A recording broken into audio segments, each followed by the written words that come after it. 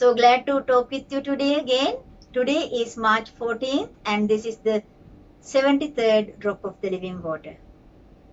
Yesterday we just talked about good soil, the fourth soil condition. Finally, we came to that point, good soil. So the seed comes put into the good soil, it plants and grow and become a big tree and flowers and then fruit, and it will be so amazing. So now today we are going to talk about the spiritual aspect of it. So let's think of it. Before that, let's go to the word of God. Jesus Christ explained this parable to his disciples. Matthew chapter 13 verse 23.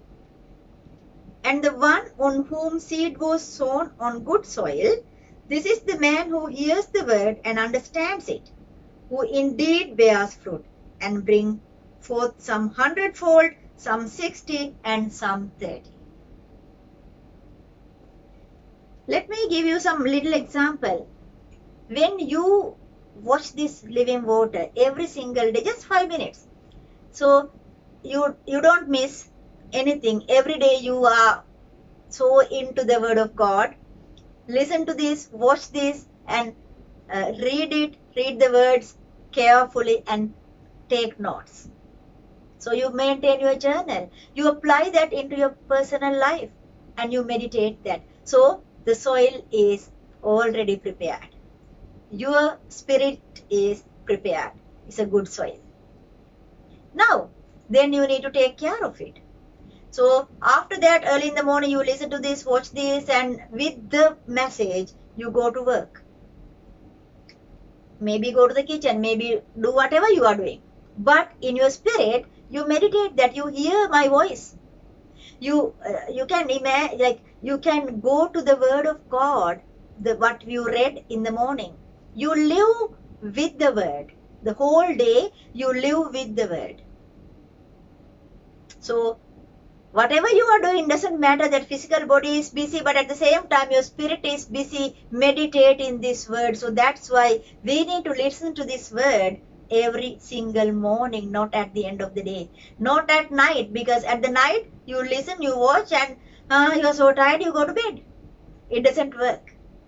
So listen in the morning and the whole day you live with the word. Your soil is so ready and prepared. So what happens? It grows fast and roots go deep into the word. So now you take care of it. You apply this into your personal life, and when the troubles, problems come, then you know how to manage those things, because the solution is here. You are not going to find solution in the worldly way, just like the other people do. You go to the throne of grace. You go to feet of Jesus. You kneel down and ask his guidance. Because at that moment, you and him, the personal relationship is very strong and stable, and it is vital. So he hears your voice and you hears his opinions, voice and advice. So you live accordingly. So that's how you face troubles. And then you take care of the plant. It is growing now. By that time, enemies come. Remember, insects, enemy, human beings around you, people around you, they come and try to uproot this plant, destroy that plant, destroy your personal growth, spiritual growth. Why? That is how enemy works. So you try to avoid from those people, try to avoid this temptation. Or before that you want to make more money and so much into worldly life. Now your life is different. Now your focus is spiritual growth. Now your ultimate goal is everlasting life, not any other life goals. So you are changed now. You are changing day by day.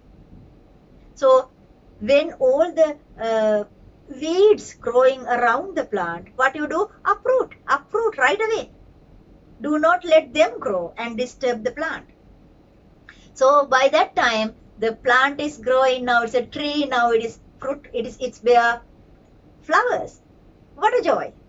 So then little fruit comes. the spiritual blessing is on your way. By that time, remember again, challenges, disturbances, oppressions. Of course, those are down the lane. You will face all these things. Sicknesses, unnecessary troubles, accusation, false accusation, everything on your way. So the strength, the ability to face them is spiritual maturity.